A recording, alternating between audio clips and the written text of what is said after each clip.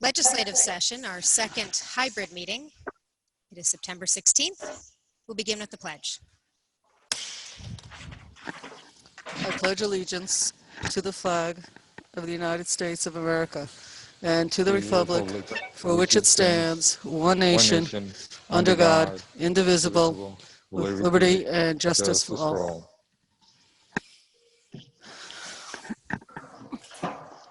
So as you can see, we are holding another hybrid meeting here at the Joseph G. Caputo Community Center.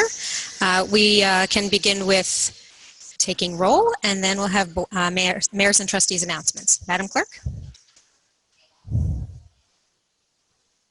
Trustee Fritchie? Present. Trustee Levin? I can't hear her. Sorry, present. Okay, Trustee Lopez? Present. Trustee Quesada? Present. Mayor Garrity? Present. Alrighty.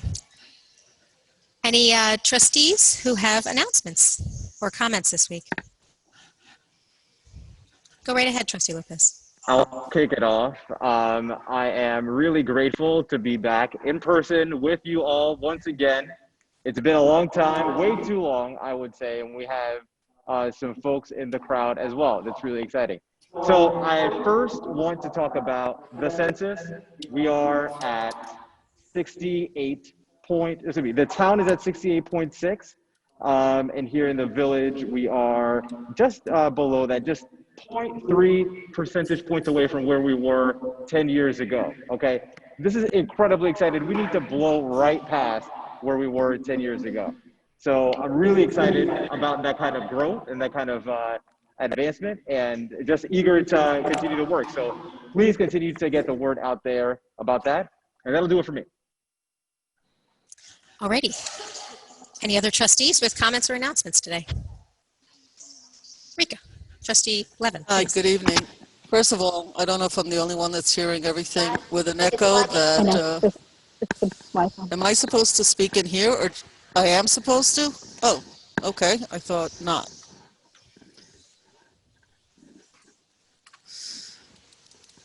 Okay.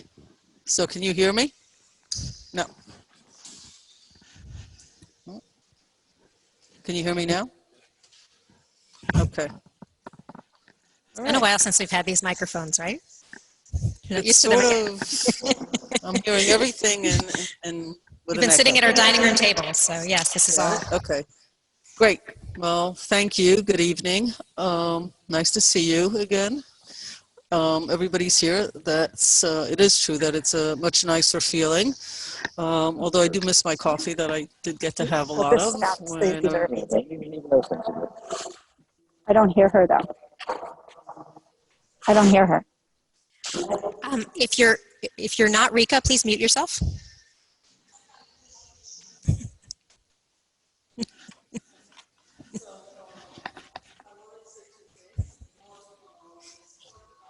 Plan, and as part of the planning for the community, I would say about 20 of us took a really great walk in downtown on Saturday, and members from the comp plan steering committee, etc. We walked downtown, we walked uptown by Walgreens, etc. It's really amazing when you walk through this village what you learn, and also to really look at how we want to look in shaping the community. But more importantly, it was just a great way to see our village. And can't hear me?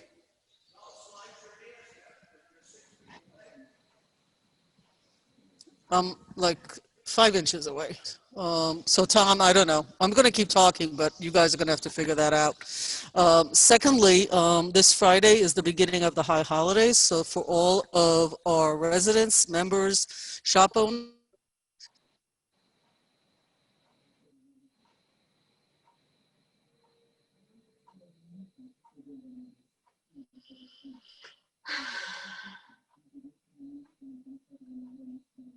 I cannot hear anything.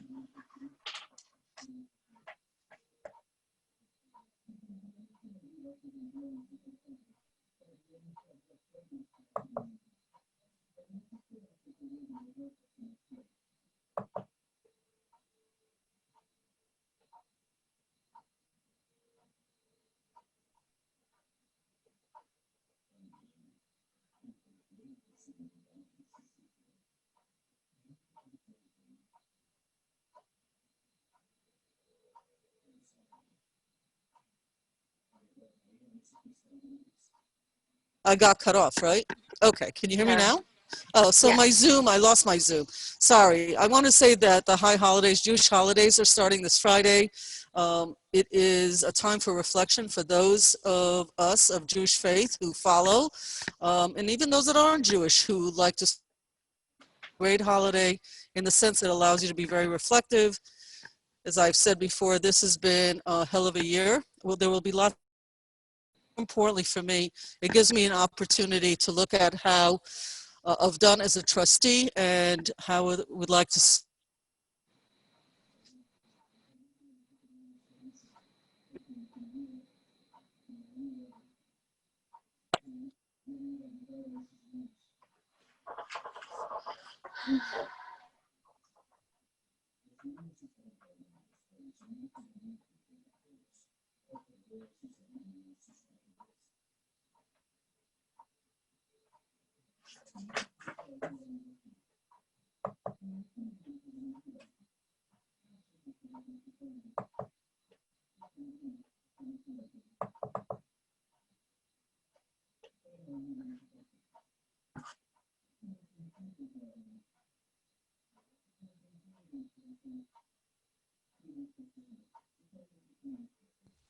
Okay, so now can you hear me? All righty. Great. So I do have a few announcements. Thank you, everybody, for working so hard to try and figure out this hybrid format. This is our second adventure with hybrid meetings, and we are doing them for occasions when there are opportunities for the public to comment on things. And tonight we have 6 local laws that we are proposing. So there's an opportunity for the public to comment on any of those 6 local laws. And of course, at every legislative session, there are opportunities for the public to speak, some at the beginning when you can make announcements about any organization that you're involved with that might have something coming up. You can comment on any of the resolutions that are happening tonight. And then at the end of the meeting, the public is invited as part of visitor recognition to share any remarks of general interest to the community. And it's been a while since we've been able to do that in person. Our goal of inclusivity is one that takes many forms, whether that's ensuring as much language access as policy, or in this case, we are doing our best to allow people to participate, whether that it is best for them to come in person, or if it is best for them to be able to come from home if they have the technology and the skills to be able to do that. I know that in some ways, the Zoom world has opened up opportunities for even more participation. And also in some cases, folks are not comfortable participating by Zoom. So we are grateful to be able to have as many folks participating as possible. Hence our effort to have these hybrid meetings. And it looks like if things go as we anticipate they will in tonight's agenda, we will be voting on an item that would be scheduling, did we schedule a scoping session? Somebody remind me, was that 2 weeks ago we scheduled it? So it's actually happening. So on the 24th, next week, we'll be having the scoping session, which it will give us additional environmental review for our comprehensive plan. Ossining tomorrow, which Trustee Levin was just referencing, we were taking a really fascinating walk through downtown and the Croton Business District this weekend to talk about potential new approaches for form-based zoning code in those areas, and perhaps some overlay zones, which would allow for a different way of encouraging the built environment to be interacted with people. And if you haven't had a chance to watch our meeting from last Thursday, it is available on YouTube. It was a really interesting lesson for many of us. We got a tutorial on form-based codes last week. We are here at the Joseph G. Caputo Community Center in the gym, and this is the building where folks will begin voting just 1 month from at the October 24th. From October 24th to November 1st is early voting. And we are very fortunate that Ossining is one of the 17 early voting locations in Westchester County. I believe it's 17, at least that's what it was previously. And it is very conveniently located for those of us here in Ossining to be able to early vote for those 9 days. And I encourage you to early early vote. That is a great way to be able to vote in person, but to avoid crowds and long lines, which can happen on election day. So if you are your registration, if you're registered and your registration is up to date, good for you, you're ready to go. If you need to update your voter registration, or if you are a new voter and you need to register to vote, you still have time. The deadline for voter registration is October 9th. So go ahead on the Westchester Board of Elections website. That's what I use, but there's certainly a number of ways to be able to get your voter registration forms and information. And if you're a registered voter, you may have actually already gotten your application in the mail for an absentee ballot. So anyone who wants to can vote by absentee ballot. And the same way that it was for the primary, the governor has taken the interpretation that COVID is a temporary illness potential, at least that all of us are exposed to. So that is our rationale for being able to vote by absentee ballot if we would like. Yes, the only thing I will add to the very exciting news about progress with the census is we only have 15 days left. And while I am delighted that we are about to hit our 2010 numbers, we already blew past our 2000 census response numbers. But it's still less than 2/3 of Ossining residents that have responded to the census. So that means 1/3 of the folks in our community still have not replied to the census. So if that's you, please go online, call, or answer the door when somebody comes by and respond to the census. It's critically important for us to be able to get adequate funding and adequate and appropriate representation at higher levels of government. And then the last thing that I will mention is an activity that is happening this, let me just get the details correct. There is a studying webinar happening this Saturday, September 19th, from 5 to 6 p.m. The information will be in the web blast tomorrow, and I will be posting it on my village website. And I'm sharing this on behalf of a young woman in Ossining. She is a senior at Ossining High School, and as part of her Girl Scout Gold Award, which is the highest achievement a Girl Scout can earn, she will be running webinars with studying tips for anyone that can attend. And she will be joined by some of her peers to provide a myriad of different methods to ensure that this webinar can apply to everyone. So I encourage folks to get some studying tips from one of our young students on her path to the Gold Award as a Girl Scout. And it's also worth mentioning, in conjunction with that, right here in this building, the community center is providing free Wi-Fi for students, and students under a certain age need to come with parents. You can sign up. You can look at the village web blast has the information, and I'm sure it is on the village website, right, Jamie? The information about the web. Yes, it's on the recreation page.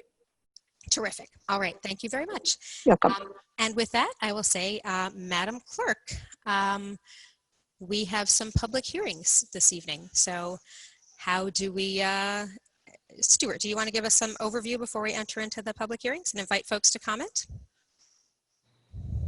Thank you, Mayor. Why don't we do each local law in order? So we'll do, I think maybe I could describe the local law, then we can open the public hearing, and then we can do all six. The first local law is Local Law 1 of 2020. This deals with some revisions to the parking code in the village, specifically dealing with the municipal lots. It was a request made by the clerk's office with the assistance of the assistant village manager. We put in certain provisions. We clarified some things. We now have, it would say, day permits and night permits, or 24-hour permits. There is a more specific definition of what is a commercial vehicle. And that's basically what it is. It cleans up a couple of things here. But again, this will also allow the permits to be sold from January 1 through December 31, and then if they're purchased after January 1, to be purchased on a pro rata basis.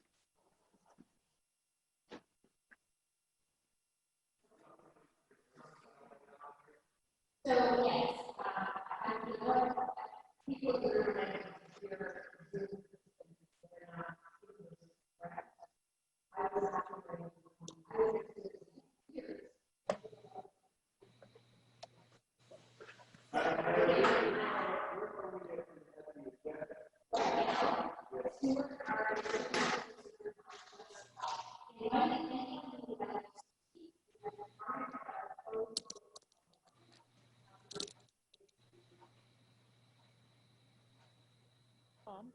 one can hear her through Zoom. No one can hear her through Zoom right now. I'm not hearing her in my head.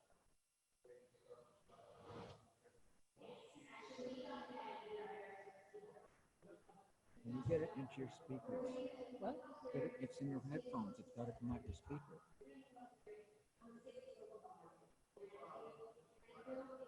You have to pull it to get the speaker. Why? I can hear it through my headphones until 10 seconds ago. But the mic has to. We're not hearing anything, just so you know. Alrighty, sorry about that. Thank you for the awareness. Still working out the kinks with the technology myself. We have invited anybody in the room if they would like to comment on Local Law 1 to the podium. No one is approaching the podium. I'm checking the attendees list virtually, and I'm not seeing anyone raise their hand. So with that, Corporation Counsel, would you, do we need to make a motion to close the public hearing for Local Law 1? It would be, yes, there would need a motion second and then a vote by the board, please. Is there, Is there a motion to close the public hearing for proposed local law 1 of 2020? So move. Second. Second. before we vote, did anybody want to comment on this local law? Okay. All in favor? Aye. Aye. Aye. Thank you. Thank you. Next is proposed local law 2 of 2020. This is a revision to the village's dog control law. Some of you may recall that at the end of 2019, the board passed a resolution effectively transferring the licensing provisions with regard to dogs to the town of Ossining, as was the case before, but is formally required by state code. This amends the local law to effectively do just that and to make it the town's responsibility. Stuart, just hold up a second. Problems over here. We're striving to have everyone to be able to hear what's being said by everyone, whether they are in the room or attending virtually, which means there's delays and we all have to hear ourselves a half second later and hear the same thing in our ears a moment before we hear it in the room. Oh, not anymore. Okay. Alrighty. So we have opened the public hearing for local law 2, which is related to our dog control law. Just to remind folks, all of the proposed local laws that were listed in the agenda were also linked to the language of the proposed local law that is available on the village website. I am not seeing anyone in the room approaching the podium with an interest to speak about proposed local law 2, nor am I seeing anyone who is attending virtually raising their hand. So with that, do we have a motion to close the public hearing on proposed local law 2, titled a local law amending chapter 75, article, is that 11? Or Article 2, thank you, animals, dog control of the Village of Ossining Code.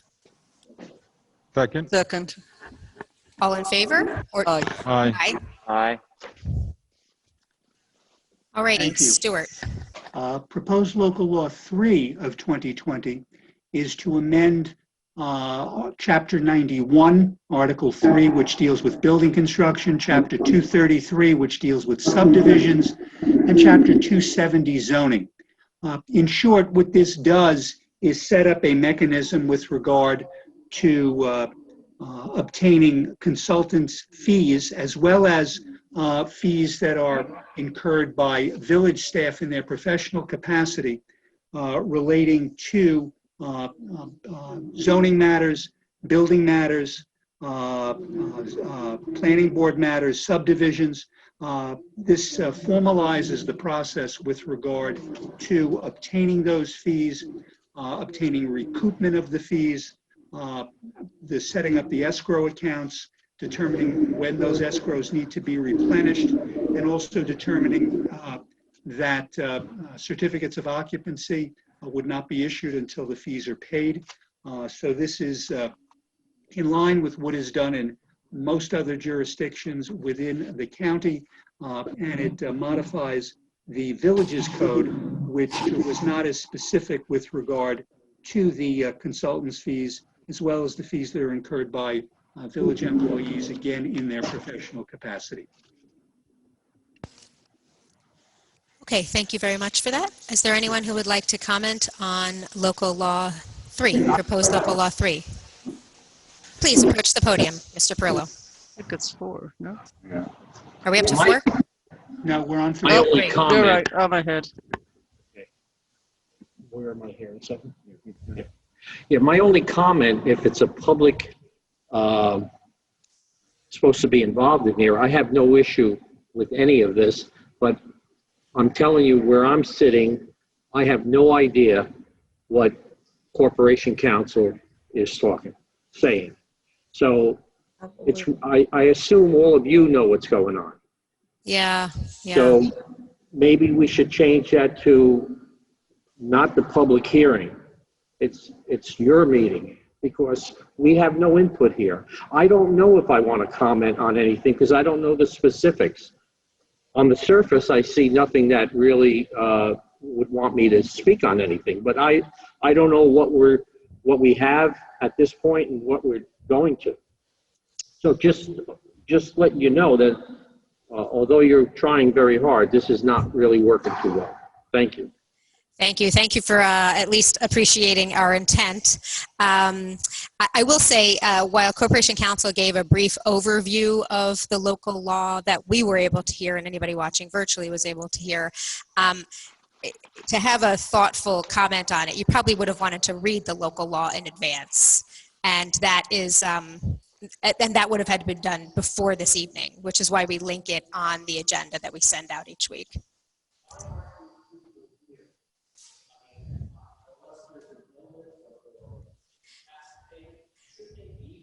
I will clarify for you the hybrid meeting approach. Right now, New York State allows us to have all of our meetings virtually, and we decided, as much as possible, we wanted to expand access to our meetings. And whether that means people are attending in person or virtually, whether that's an elected official or staff, the meeting for everybody who's at home, they're able to see it. We are working to have it be as seamless as possible. Obviously, it's still not perfect. But it is also a time when everybody has their own level of comfort. And as you can see, some of us are wearing masks, some of us are not. The rule is you must wear a mask if you're less than 6 feet away from somebody. We are 6 feet away, so I'm comfortable taking my mask off, and I'm respectful of the fact that other people are not. And I think that's how we're going to move forward. So I do apologize that you're not able to hear it. Our intention is for everyone to have all of the information possible, and I realize that we are falling short of that goal at this time. Please come to the microphone, Mr. Perillo. We're being pretty flexible here because we too understand the challenges with everyone's communication.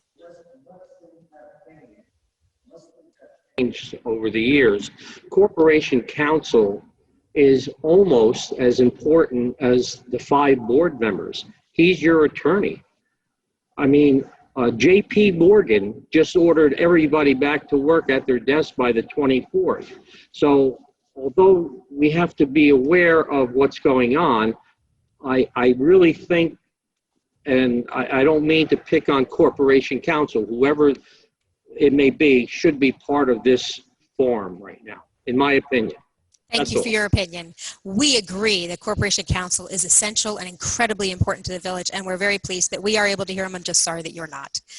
Do we have a motion to close the public hearing for proposed local law 3? So moved. Second. Second. All in favor? Aye. Aye. Stuart. Yes, Mayor. Local law number 4 is to create the local youth bureau in the village of Ossining. This has been discussed significantly. And I see that our rec superintendent, Bill Garrison, is at least I see his name on the screen. But this would create the local youth bureau. And it would be an executive director that goes through the various responsibilities of the local youth bureau. There would also be a local youth board, which would be created. That would be 15 members, 12 of whom will be over the age of 21. 3 shall be youths between the ages of 16 and 21, all residents of the village of Ossining. And it also goes through the responsibilities of the local youth board. Again, this is local law 4, proposed local law 4 of 2020, creation of the local youth bureau. All right, is there anyone, what we are looking at right now is proposed local law 4, which is establishing a local youth bureau here in Ossining. This has been a long time coming. It's something that many youth advocates in our community, not least of which Alice Joslow, have been championing for years. I'm grateful to be part of the village board that actually gets to put this in place. And I welcome any public comments on local law 4, either approach the podium, and I am looking at the attendees. So far, the 2 attendees, I do not see raising their hand, and I do not see anyone approaching the podium. Is there anybody on the board who would like to speak about this before we move to close the public hearing? Or not? We don't ever have to close the public hearing. Yes, Trustee Levin. Hi, I've said this before. I'm very excited about this initiative. I think it's important. I am also, I'm sorry. Yes, I feel like I have to press a lot of stuff here. Can you hear me now? Great. I'm getting all the feedback. So I'm a big proponent, as I think most, if not all, the members of this board are proponents of the Youth Bureau. You know, we're looking to make some cuts financially since we know that the economy is rapidly changing. But this is one of those initiatives that I would like to continue forward with, and I'm enthusiastic about it. I work full-time in a community center, and the issue of youth is on my mind all the time. So I'm excited about this. Stuart, I have a question. Yes. Do we need to put the number of board members, the number 15, etc., the ages in this resolution in order to pass it? And if yes, if we wanted to change that number, how would we do that? Well, it's in the, when you say resolution, or do you mean the local law? I meant the Trustee Levin? local law, excuse me. It's in there, that was a number we've had in there since the beginning. Understood. If you need to change it, you would then you'd have to, if you wanted to delete it now, or if you have some subsequent time, you would have to change your legislation. Okay, so you'd have to go through the whole public meetings. Sorry, Stuart, there's just the, okay. That's The okay. whole The public answer is yes. meeting and all that, okay.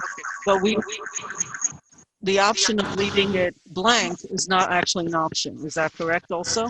I won't say it's not an option, but it's probably best to put what your number is. Generally, for every other board that we have, we do put the number of people who are on the board. So usually we do that, and I can tell you that in the other locales that we have looked at, it is there. I don't have the state legislation in front of me, but I believe they also have numbers in terms of the number of people that are to be on the municipal youth board, which differs from the local youth board. Yes, I know. That difference, I think, it's hard to understand, but we've explained it. Okay, you know, I wanted to leave it sort of variable, but that's going to actually cause more problems. So thanks for the explanation. Sure. That was really helpful. I'm in support.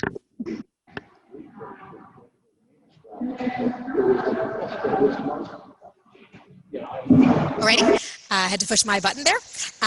Do we have a motion to close the public hearing for local law 4 related to establishing a local youth bureau?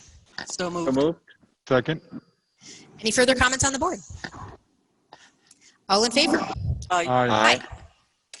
Thank you, folks. We're now up to proposed local law 5 of 2020, This local law was proposed at the request of the Finance Department, and it makes some changes to the payment of sewer rent and water charges, and it will allow for partial payments to be accepted by the Finance Department. Previously, it also said Water Department. That has been changed. So it includes that. So it makes it a little bit simpler as to how that works out. Partial payment will not be accepted for any balance which has been added to the property's real estate taxes. And so it will allow for the late payments. It gives a few extra days for the late payments to be consistent with both water and sewer charges, because actually the code had different time frames for that. So this is more cleaning it up, but was at the request of the Finance Department to allow for the partial payments, and in the event that it occurs, overpayments of such as sewer rents and water charges. Alrighty. Is there anyone who would like to comment on proposed local law 5 related to partial payments for water and sewer bills? I'm seeing no one approaching the podium in person, and I am seeing no one raising their hand virtually. And so I will entertain a motion to close public hearing for local law 5 related to sewer rents and service charges. So move. Second. Comments on the board? All in favor? Aye. Aye. Thank you, folks. Last, we have proposed local law 6 of 2020. These are some minor technical changes to Chapter 118, which is the Village's Environmental Quality Review. Primarily, what these changes are to be consistent with the state's Environmental Quality Review Act. There were some changes in the state regulations, particularly just with regard to numbering, these amendments now put it consistent with the numbering system that is in the state regulations. So that's why this was put in here, so that's why these are just these technical changes to have this taken care of. So that's proposed local law 6, 2020.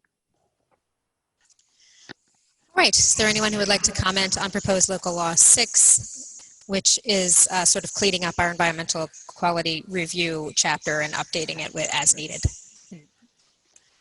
Seeing no one approaching the podium and no virtual attendees raising their hand, do we have a motion to close the hearing for local law 6? So moved. Second. Comments on the board? All in favor? Aye. Aye. Thank you, folks. Well, thank you, Stuart. We talked about having our first hybrid meeting and being able to move forward any local laws that were ready. We asked Stuart if he had any ready, and he said, sure, I've got 6 ready to go. So we're very pleased to be able to get these going. And we're going to be talking about some more coming up in the very near future. So thank you very much for that, Corporation Counsel. You're welcome. Thank you. Madam Clerk, I believe we've already done our mayors and trustees announcements. So I turn it over to you, and I'm going to turn off this mic. Okay, we're moving on to administrative reports. Village Manager Karen DeTore. Thank you very much. Good evening, everybody. So a couple of updates we have here. The steering committee walked Main Street and a good portion of Croton Avenue. You may have talked about this before, so I'll skip that. We are open. We have open enrollment for our fall recreation programs that started this week. So we're offering Wi-Fi access for free from 9 to 1:30 every day, Monday through Friday in the art room upstairs here. So that's for people if you want to come with your children to access Wi-Fi for distance learning, or if you're an adult or older student over 13, you can over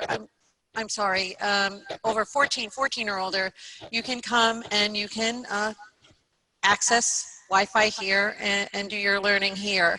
We also have several other programs, after school programs, Snapology, also known as Legos, which Star Wars and Pokemon sessions. youth basketball clinics, pickleball, swim lessons, clay arts and art lessons for children and adults, and many more things going on here, despite the fact that we're doing them at reduced capacity with sensitivity to the pandemic. We are scheduling our kickoff meeting with, with our parking and mobility consultant, Nelson Nygaard, and we look forward to embarking on this important project. And we will be announcing the winners of our electric car naming contest on Friday. So look forward to that. This week too, the Assistant Village Manager, Maddie Zahaj, Director of Planning, Jaime Martinez, and I participated in a meeting with the Hudson Watershed Alliance and the Flood Resilience Network. This is a really important Hudson River stakeholder coalition and an invaluable resource to ensure that we are doing all that we can for sustainability and resiliency on our waterfront. There was a lot of valuable information shared, and we are looking forward to exploring grant opportunities to further our climate change mitigation efforts. And these will be available in the short term. So as soon as they are, we will be looking at what we can apply for. And that is my report for tonight. Thank you very much.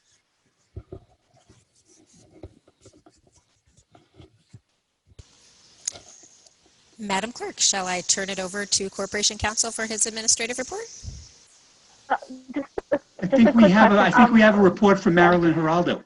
Oh, is that part? The Okay. fair market rent, yeah. Okay. Karen. The fair market rent and payment standards 2020 to 2021. Hi, good evening. Can you hear me good? We hear you just fine, Marilyn. Thank you. At least those of us with headphones do. Yeah, okay. I am going to give a brief explanation how the program works first for the new trustees there.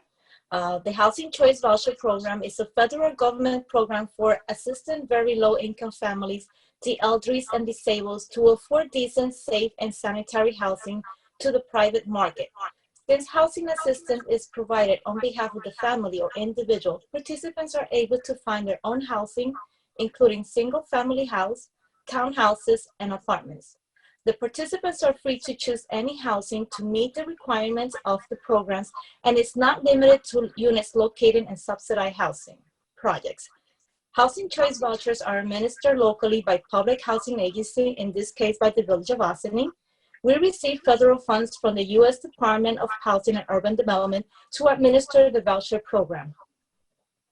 Families that issue, wait, hold on. Oops. Sorry.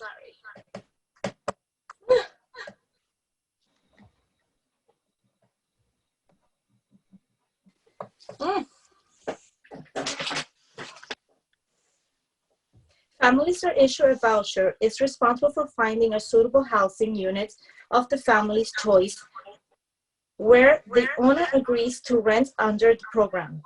Rental units must meet minimum standards of health and safety as determined by the PHA. Housing subsidies is paid by the landlord directly by the village on behalf of the family. The family then pays the difference between the actual rent and the amount subsidized by the program. Eligibility is determined by the PHA based on the total annual gross income, family size, and is limited to U.S. citizens and non-citizens who are eligible immigration status. In general, the family's incomes may not exceed 50% of the income median, which is in one of the was posted the income median. We collect information on families' income, assets, and family composition, and verify this information to determine program eligibility and the amount of housing assistance payment. The village has established local preference for selecting applications from the waiting list. Families who qualify for any local preference are called first. Preferences are given to individuals and families who at the time of the application live or work or have been hired to work in the Village of Ossining.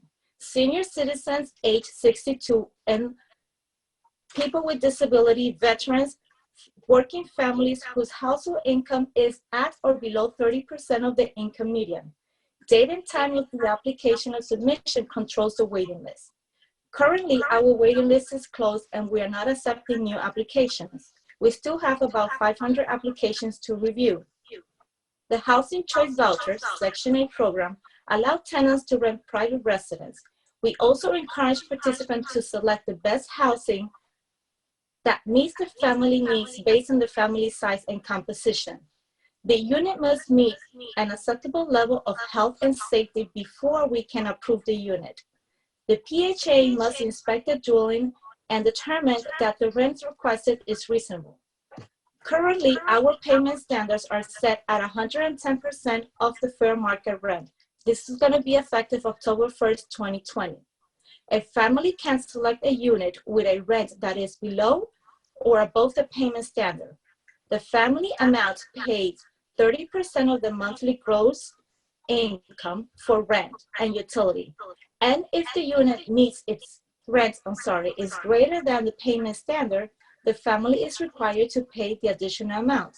By law, whenever a family moves to a unit where the rent exceeds the payment standard, the family may not pay more than 40% of its adjusted monthly income. I'm going to go over the payment standards. This is going to be effective October 1st. The studios, the new amount is going to be up to $1,525.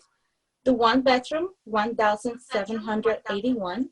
The two bedroom, $2,137. The three bedroom, $2,732. The four bedroom, $3,105. The five bedrooms, $3,571.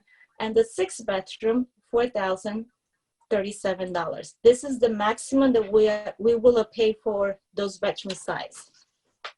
Just to give you an example, for a family of extremely low income, earning about $37,750, 30% of that on a monthly base will be around $944. That will be their share of the rent. So if a family leases up a unit that the rent is $1,950, they will pay $944 and we will pay the difference at $1,006. That money will be direct deposit to the landlord. Voucher holders might choose a unit anywhere in the United States. Those new voucher holders not living in our jurisdiction at the time the family applied for housing assistance must initially lease a unit in the village for the first 12 months. If a family that wishes to move to another jurisdiction must give us a call to verify the procedures for moving. Once the housing unit is approved, inspected, the family and the landlord signs a lease at the same time. The landlord and the PHA signs a housing assistance contract that runs for the same terms of the lease. This means that everyone, tenant, landlord, and PHA has the obligation and responsibility under the voucher program. When a family selects a housing unit and the PHAs approve the units and lease, the family signs a lease with the landlord for at least 1 year. The tenant may be required to pay the security deposit to the landlord.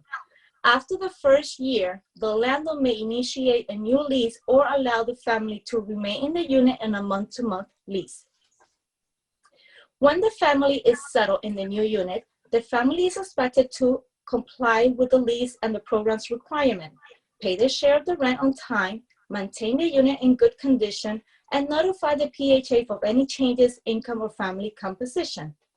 The landlord must provide decent, safe, and sanitary housing to the tenants at a reasonable rent. The unit must pass program housing quality standard and be maintained up to those standards as long as the owner receives housing assistance payment. In addition, the landlord expected to provide services agreed as part of the lease signed with the tenant and the contract signed with the PHA.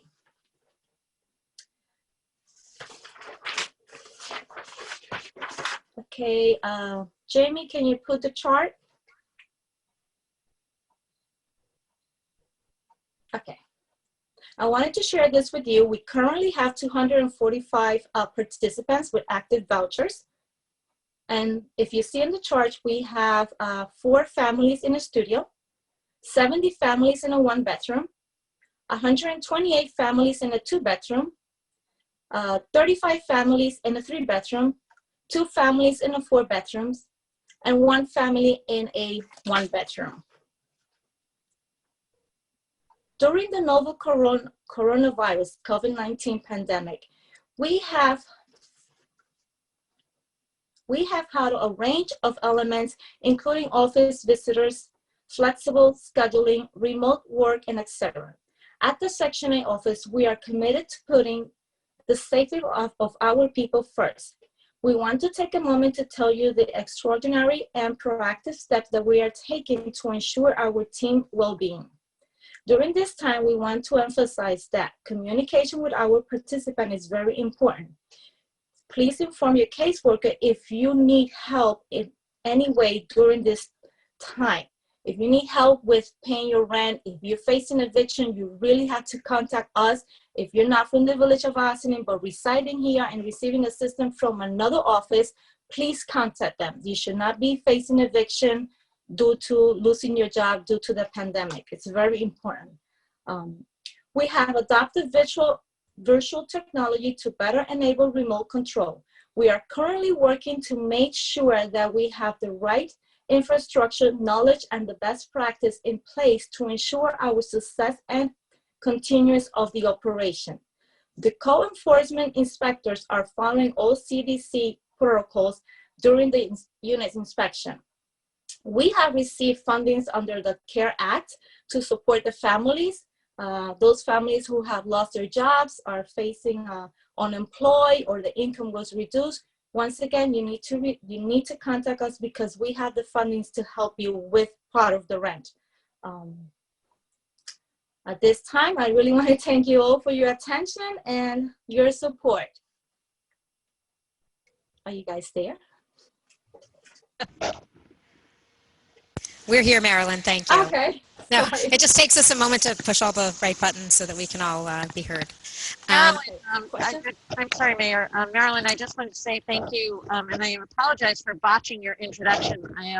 This is my first time here live, and it's been a little bit disoriented. So, great job. Thank you so much. Thank you. All right, does anybody have any questions for Marilyn? This is largely familiar information for those of us who have been on the board for a little while, but it's always helpful to hear it. The voucher program has a lot of steps to it, and it's obviously even a little more complex as all housing issues are right now during COVID. Does anybody have any questions or comments for Marilyn while we have her here with us? I do. Tom, can you confirm if my sound is good on the mic here? We're good? Thank you. Thank you, Marilyn. So my biggest question is if you could clarify.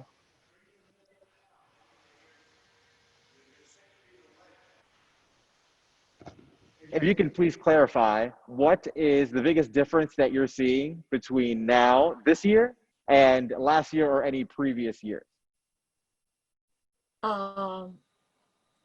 The biggest issues right now is with the pandemic, the reduction of income on the families. Many of them are struggling with having no income.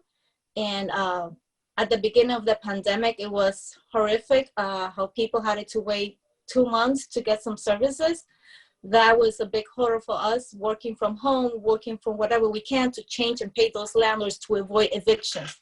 That's the biggest issue we're facing right now.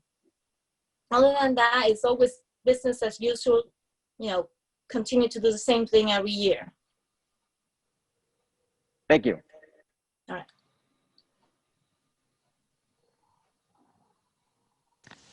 Does anybody else have any questions or comments for Marilyn? Yes, Trustee Quesada. Thank you, Mayor. Marilyn, thank you is always as a reminder of what essential work you guys do in your office there. I do have a quick question for you. In the presentation, you had the fair market valued rent payment standards. Is there a way that you can incorporate that on your website as well? Because I think it will help a lot of maybe people that will be interested in seeing what they should be paying and what they're having paying in the past, I guess. That will be in ASAP. We still have the current one, which is a little bit lower, but yes, By Yeah, tomorrow or Friday, it will be done. Yes. That'll be helpful. Yeah, because I went to the website, at least the website that your page itself, I couldn't find that portion in there. So that's why I was asking you. Yeah, it's normally under the fact sheet. It's under one of the documents. But I'll check with Jamie tomorrow, Friday, and we'll make sure the new amounts are there. Now, That'll be those great. amounts are higher because we bump it up 10% more over the fair market rent, because right now, the apartments, the rents, the landlords are asking a lot of rent, and we trying to avoid any evictions. So normally these amounts go up in January, but HUD gave us permission to start now from October. Okay. All right. That's helpful. Thank you. You're welcome.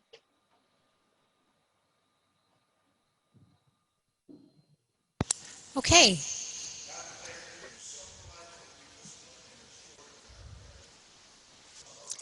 Thank you very much. Thank you very much to Marilyn Geraldo for providing us with an overview of what's going on with the housing voucher, the program, the Housing Voucher Choice Program, otherwise known as Section 8. And I believe this is an annual report that you provide to us, and letting us know about the updated numbers that will be reflective of both the increase in, and I don't want to use the wrong term, the fair market rents and the payment standard for the various sizes of the apartments. And the I'm sure you said it, but the income levels that are established based on Westchester County numbers, and it is folks who are in, the numbers that are provided here are folks who are in the extremely low income, which is considered the 30% area median income, very low at 50%, and then the low income at 80% area median income. This is an annual report, which is why some of us have heard some of this information before. Although this year, so many folks have lost their jobs because of COVID, we do appreciate you sharing more information about making sure that folks understand that if they've lost their job because of the pandemic, that there are protections for them to not be evicted, and that you are a resource for folks who are part of your program to make sure that that doesn't happen to them. So thank you for that. If I've misstated anything, please correct me. Otherwise, I will turn it back over to our manager and see if she had anything she wanted to fill in. Perfect. No. Thank you, Mayor. Marilyn, thank you very much for your presentation. Of course, you and I have worked together for quite some time, and I know firsthand how valuable this program is, especially in times like these. It is a huge service to the community that Ossining commits to this program, but I also want to say that Marilyn does a fabulous job implementing it. She was a great partner when I worked at IFCA. She is extremely supportive of her clients, and we're grateful during these times that people don't have to be strapped with the added burden of not being able to pay their rent in this case. So thank you very, very much. You're welcome. Thank you guys for your support. All right, I see that. Martha, should I just ask Stuart to move forward with his report? Stuart, please. Thank you. Thank you, Mayor. Just want to read a brief note that I received today from the Westchester County Bar Association. Dear members, today the Westchester County Office of Economic Development announced a new $10 million grant program designed to support small and medium-sized businesses and nonprofits facing challenges as a result of the COVID-19 crisis. The grant program, Westchester County Business First, Financial Investment for Recovery and a Sustainable Tomorrow, will be accepting applications from September 21 through September 30, 2020. Businesses and nonprofits with fewer than 99 employees may qualify for up to $49,000 to cover expenses such as rent or mortgage payments, employee salaries or benefits, working capital, equipment, and other COVID-19 related expenses. Eligible applications must meet certain criteria and will be scored on a number of factors.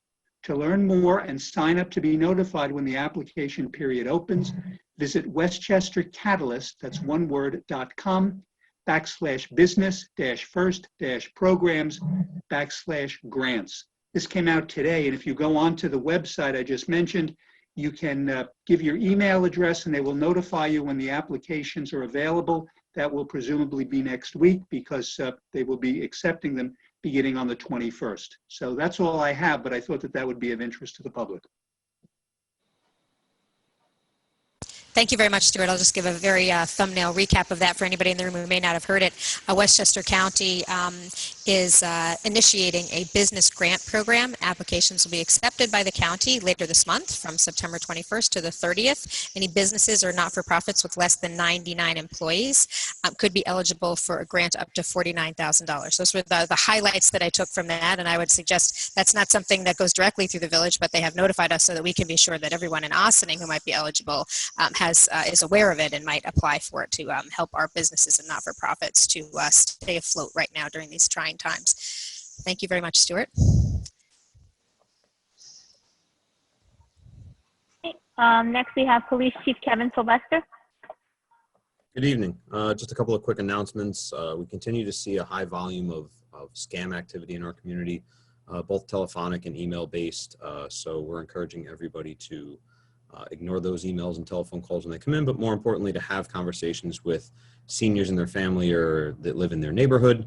We've seen an uptick in what we refer to as the grandma scam, where people call and allege to be either a bail bondsman or a law enforcement agent from another state or another municipality, holding a loved one and requiring bail money to be delivered over the phone or by credit card. So that's not the way things work. If anybody ever has a question when you get a call like that, you can always call us at 914-941-4099. We'll do our best to verify all those facts for you. Very soon we'll have students returning to school, at least some of them on some days. So we're going to ask everybody to drive carefully and watch for students that are walking to school and crossing roadways. We're going to have some extra staff up around Claremont School and AMD because of the high volume of expected drop-offs from parents. So watch for the adjusted traffic patterns up there. And last, on November 1st, New York State law will go into effect where all people inside of cars will have to have seatbelts. This updates the law to include those over the age of 16 sitting in the back seat now. Previous to that, or up until November 16th, those over the age of 16 are not required to be wearing a seatbelt in the back seat. Starting November 1st, that will be a summonsable offense. So we encourage everybody to wear seatbelts in all the seats all the time, but that will become official as of November 1st. Thanks.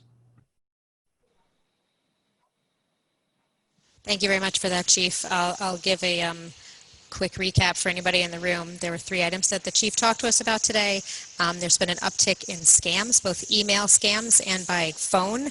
The seniors in our community are particularly, or seniors anywhere, are particularly susceptible to this. If you have any questions of somebody reaching out to you, please call OPD. They can help you make sure that you're not going to be taken advantage of or decipher what's being alleged to be going on, and you can call them at the non-emergency number 914-941-4099. A reminder that school will be in session in person for some students on some days beginning next week, and we will see an increased police presence to manage the traffic that is anticipated with additional drop-offs for kids, particularly around Claremont and AMD. And seatbelts are going to be required for everyone of every age sitting anywhere in a vehicle as of November 1st, was that, Chief? November 1st. November 1st. Great. Thank you very much. Madam Clerk. Okay, is there anybody here who would like to make an organizational announcement? It appears there is. One second. One moment, he's going to set you up. One from the Ossining Conservative Committee, one from the Westchester County Conservative. These are announcements. At our local meeting, the Ossining Conservative Committee, the organization directed me to invite all residents of the village and town of Ossining that have Black Lives Matter signs on their property to attend the Village of Ossining live public board meetings or virtually by Zoom at the Joseph G. Caputo Community Center, and please explain why they are displaying the signs, and do they even know what Black Lives Matter stands for. If they would like to debate me on the matter, I will educate them. Now, from the Westchester County Conservative Committee, we would like to invite all residents of the village and town of Ossining to attend the Ossining Village Board meetings publicly or by Zoom at the Joseph G. Caputo Community Center for those people who believe in what I, Nicholas Caputo, am saying regarding Black Lives Matter. Let's make the silent majority the overwhelming majority, because after the last meeting, I got a lot of calls from people, mostly supporting what I had to say, and you people have to really understand what Black Lives Matter is about. It's not about helping the blacks. If it was, they would have all Black Lives Matter, and I'll explain it later in the personal virtual room either. Madam Clerk? Okay, is there anybody here who would like to address the board on any of the resolutions this evening?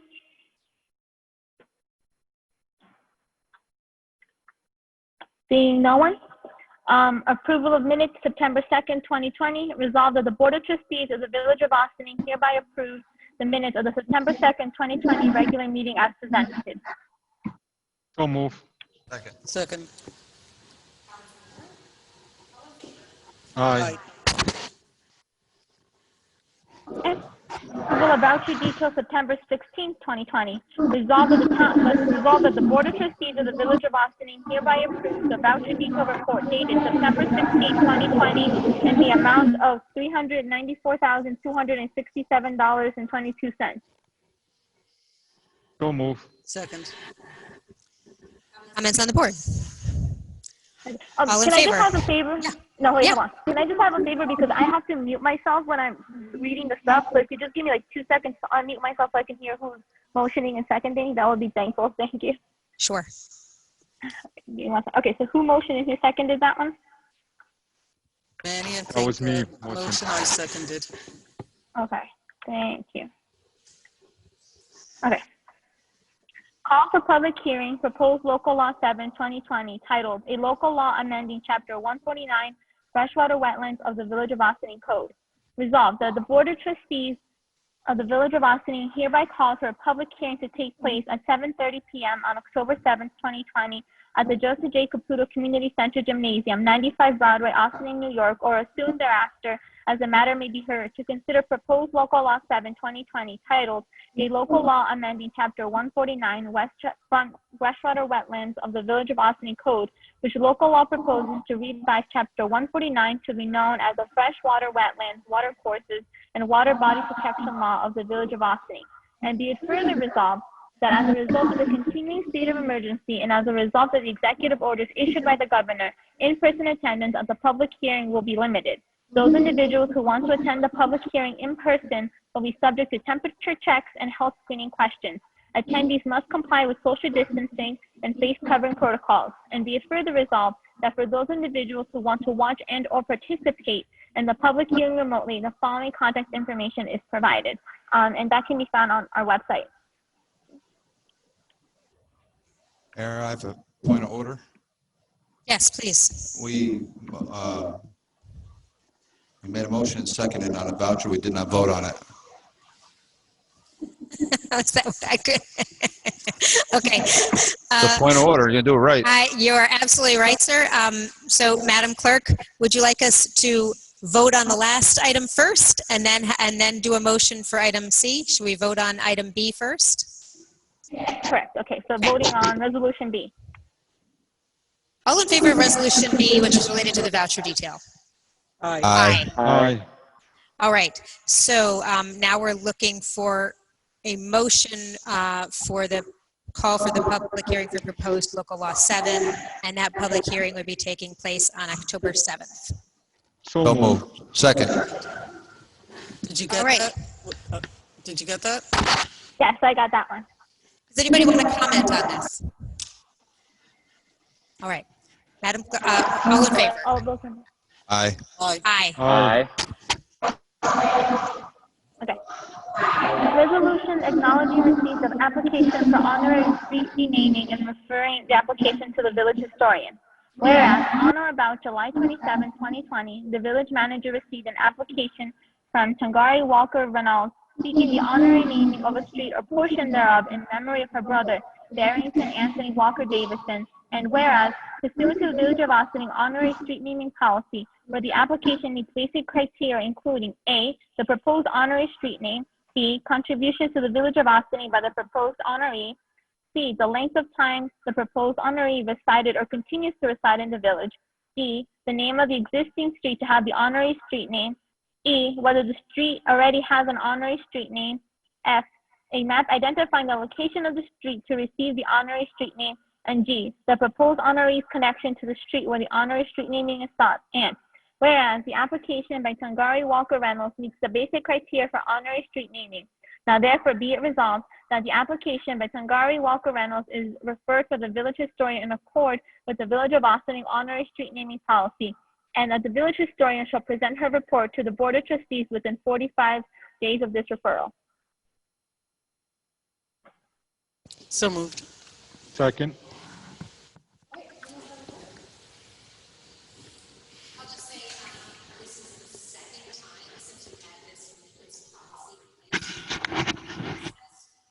Victoria, not sure we can hear you.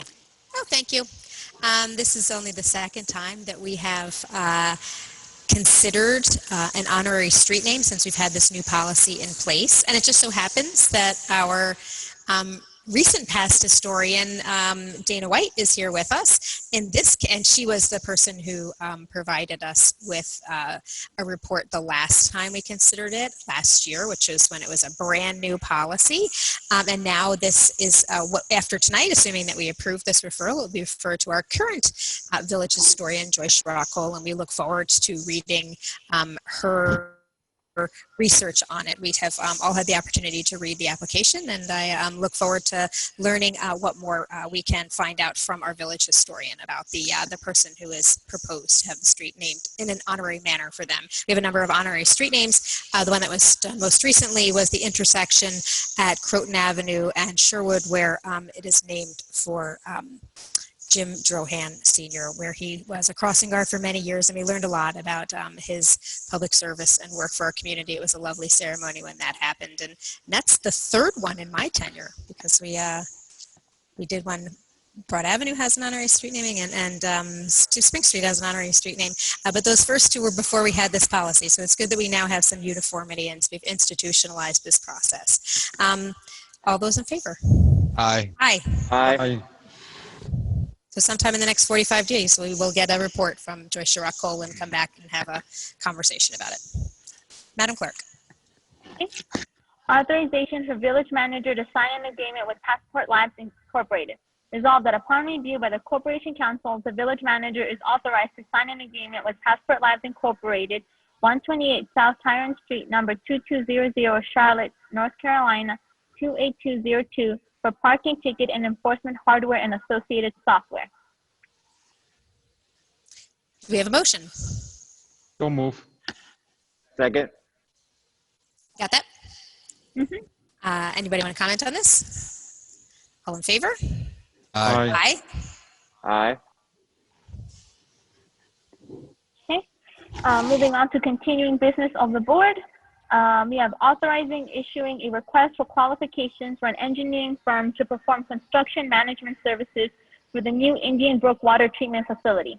Whereas by resolution dated September 2nd, 2020, the Board of Trustees authorized the village manager to issue a request for proposal for an engineering firm to perform construction management services for the new Indian Brook Water Treatment Facility. And whereas upon discussion with the village engineer and water superintendent, it was determined the request for qualifications was more appropriate for the proposed work to allow the village to determine the qualifications of the potential interested entities. Now therefore be it resolved that the September 2nd, 2020 resolution authorizing the issuance of a request for proposals for an engineering firm to perform construction management services for the new Indian Brook Water Treatment Facility is recalled, and be it further resolved that the village manager is authorized to issue requests for qualifications for an engineering firm to perform construction management services for the new Indian Brook Water Treatment Facility. we have a motion? So move.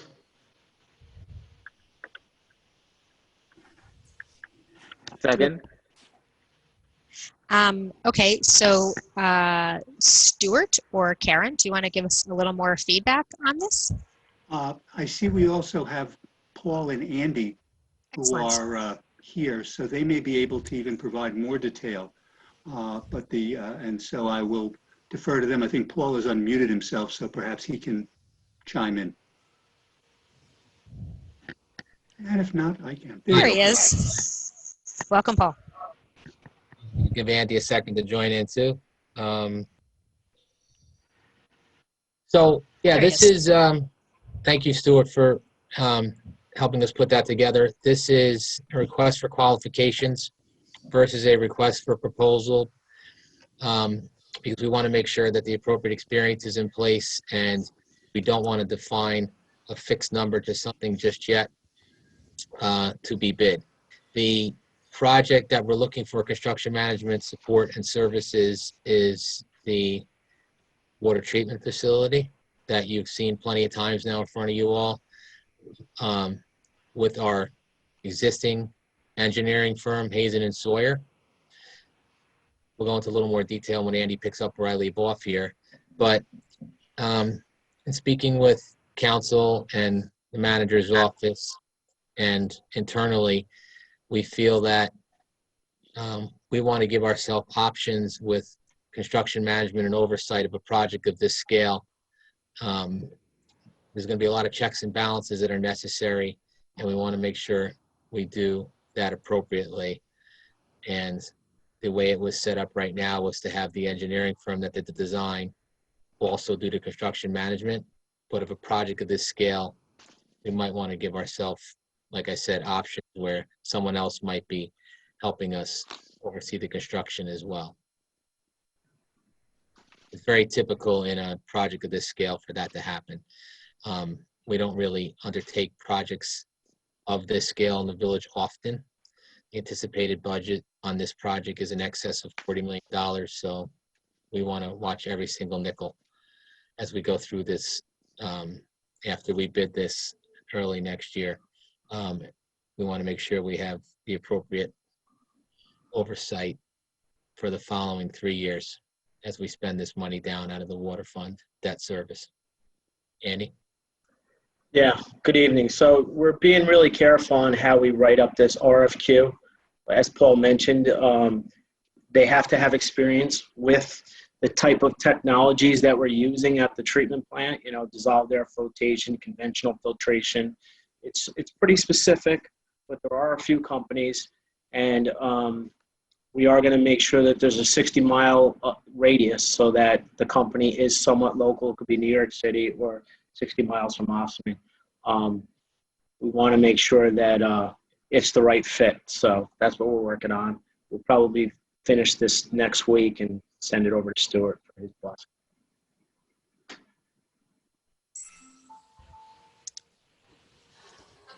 So just since you mentioned it, that it is not uncommon for us to have a construction manager for projects of this magnitude. Can you identify any recent projects where we've had a construction manager and I think the last time.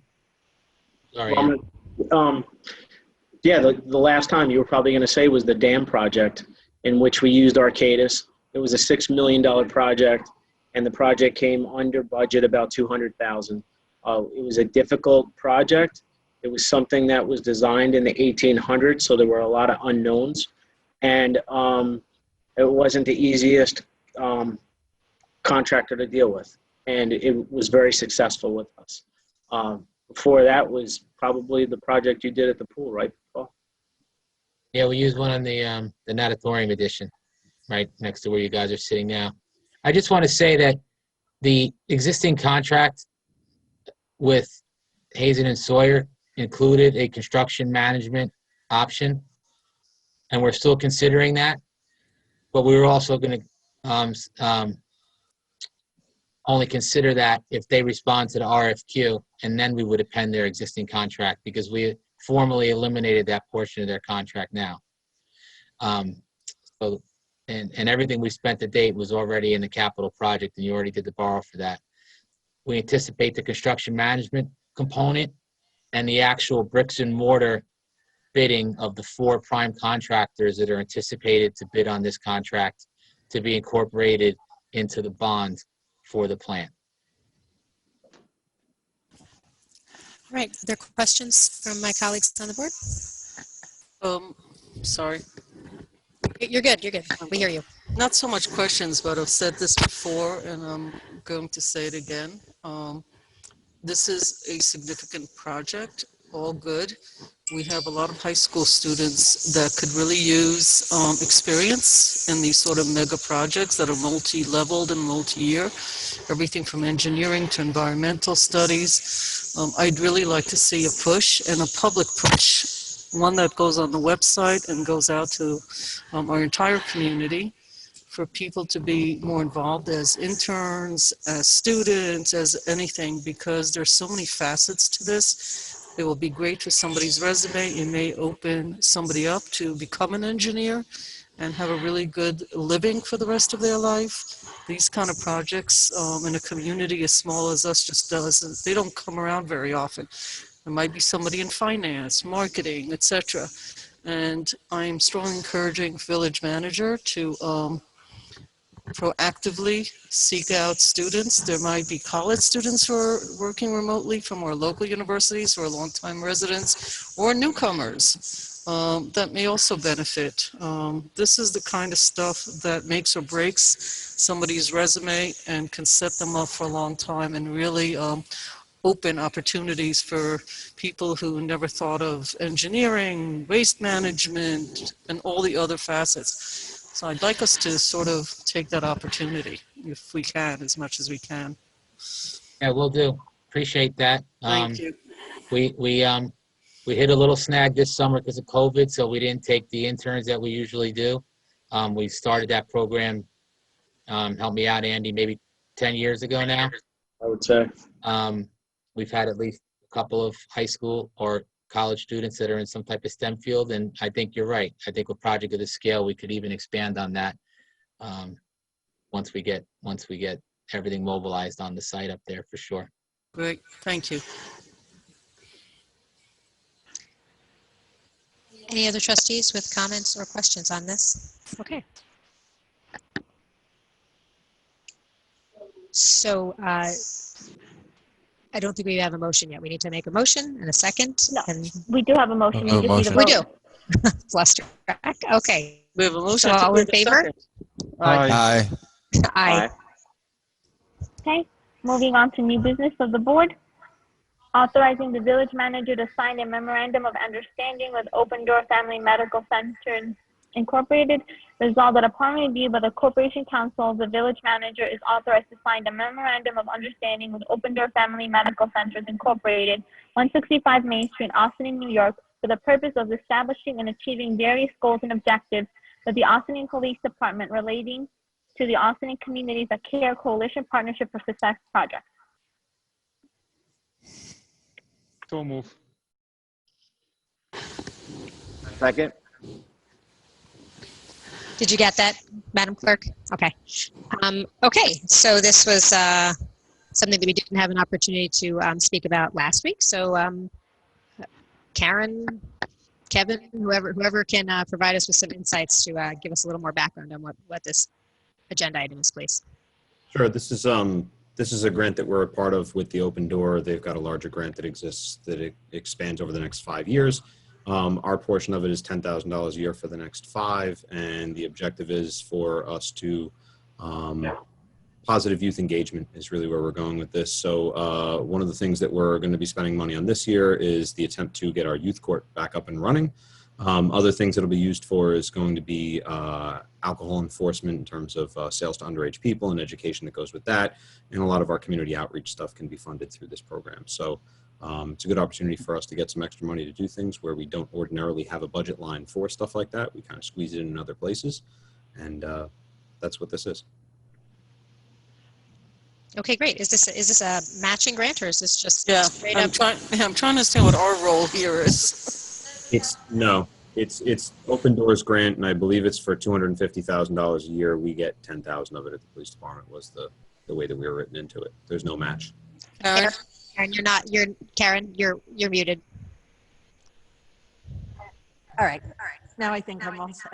You're all good. Part of the grant that we got, the village got, $25,000 for the youth leadership program. The police department got $10,000. The library got some money. And it's all part of youth leadership, substance abuse prevention, social and emotional well-being of youth in our community. So the agreement, the MOU, facilitates the transfer of those grant funds to the various entities. So that is what MOU is for, and that is why we were asking the board to approve me signing that MOU. Yes, sure. I think we're being asked to accept money for programming for youth, and that sounds great. So thank you very much, Chief Sylvester, for partnering with the Open Door to make this happen. It sounds like it's good news all around. All in favor? Aye. Aye. Aye. Authorizing the village manager to sign an agreement with Riverkeeper Incorporated regarding the Riverkeeper sweep plan for October 17, 2020. Resolved that upon the review of the Corporation Council, the village manager is authorized to sign an agreement with Riverkeeper Incorporated, 26 Core Road, Ossining, New York, 10562 regarding the Riverkeeper sweep plan for October 17, 2020. So move. Second. Comments on the board?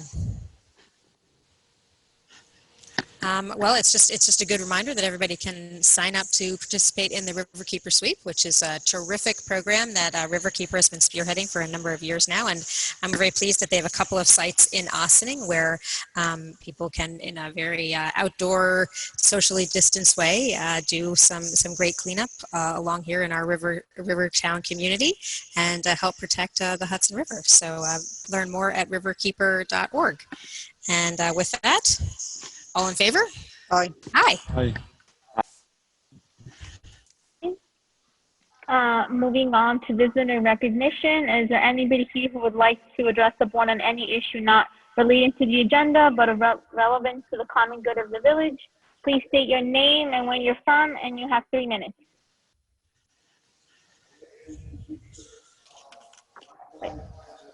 Mr. Caputo, wait just one moment. Just one moment, because we're trying to get the sound working for you. Just one moment. There should be 5 to 7 minutes, though, at least. Not now, but you should change it. Yes. It's ridiculous. Well, okay. Forget me. You've got a lot of other people in the village. The sound is now working, so start over, and everyone will be able to. I can say it as long as he can get me on camera. You need the sound? Yep, we got it. Hello? It works. Yep, we got it. Go ahead and start. We'll start the I time ask you to research the following. Black Lives Matter and their agenda and their leaders, you would be surprised. I said this 2 weeks ago. If you want to protect and defend the Black community, why isn't the organization called All Black Lives Matter? I also said 2 weeks ago, more blacks are killed by other blacks than whites killing blacks, cops killing blacks, and black illnesses combined. Do your research. Where is the outrage? As I said before, why don't these charlatans, race baiters, and agitators go into the black communities and solve the problem of blacks killing blacks? As I said, it doesn't serve their purpose. Make no mistake about it. If you research Black Lives Matter, they're anti-police, anti-America, and Marxist. 2 cops were shot in LA. The ambulance on the way to the hospital was blocked by Black Lives Matter. And they were cursing and disrupting the entrance. You know, these were the peaceful protesters that you all think are out there. LeBron James and all these phony sports athletes, I haven't watched sports since. Black Lives Matter are all over the place. They're idiots. They don't even know what they stand for or believe in except money. The first NFL game, if anybody saw that, I saw the highlights on the news last Thursday night. The fans that were in attendance booed the players. That should tell you something about I hope America will wake up in time to save our country. Is there anyone else who would like to comment during this recognition?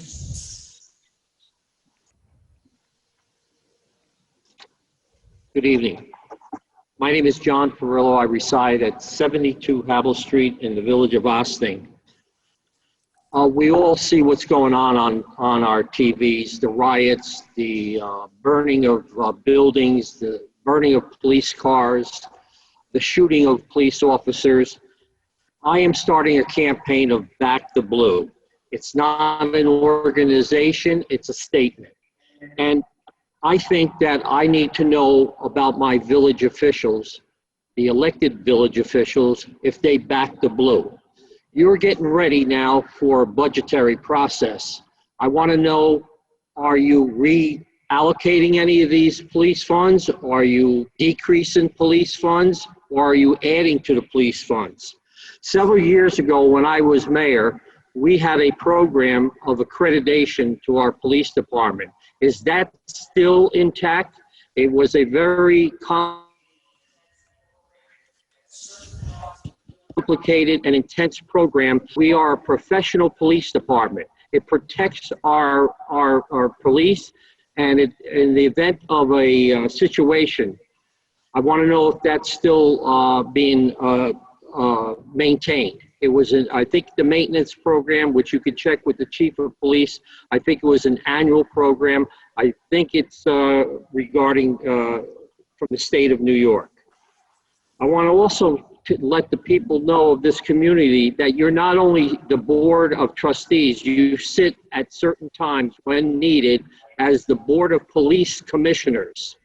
So with that said, I need to know where you stand on all of this. I also would like to know if you would consider some of the American flags that we have on our flagpoles with the blue stripe in it, to let the community know that you are serious about backing the blue. Now, I'm saying that there may come situations, well, when there is something that needs to be reviewed because of the conduct of a police officer. But generally speaking, okay, we need the police, okay? Just look at the surveys nationwide about the police. So I'm here with my remaining time to know if you would answer the question one by one, do you back the blue? I'm in the process of organizing a village-wide campaign of Back the Blue. So that will develop in the several weeks from now. So can I get an answer from any one of the elected village officials? Do you back the blue? Thank you very much, Mr. Perillo. This is a forum where we are always happy to hear from the public. It's not a dialogue, but there are a couple of questions that were raised that I will address. One of them is related to our budget. The budget season will be getting underway now. I know that the manager is meeting with her department heads, and Chief Sylvester is putting together his police department budget. And as always, we look forward to learning what they have in store for the coming year. And I believe that the village board has historically always been very supportive of the police department in funding a number of trainings and personnel, and working very well with the police department for that. Regarding the accreditation, Chief Sylvester, you can correct me if I'm wrong, but I believe we are still fully accredited, and that is an in-depth review of our department that happens periodically, and to my knowledge, we do still maintain that accreditation. Chief Sylvester. We do quarterly. Okay. Thank you. Sorry, we've been accredited 3 or 4 times since the initial accreditation. We go through quarterly assessments from the New York State Department of Law Enforcement Accreditation. Thank you very much, Chief Sylvester. Alrighty.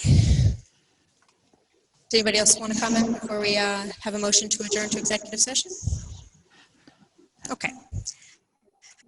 Can we have a motion to adjourn to executive session for matters related to real property and personnel related to persons? Is there anything else that we're having an executive session regarding? Okay. Is there a motion? So moved. All in favor? Aye. Aye. With that, I say thank you very much for joining us for tonight's legislative session. We look forward to seeing you in a virtual Zoom room next week for our work session. This meeting is adjourned to executive session.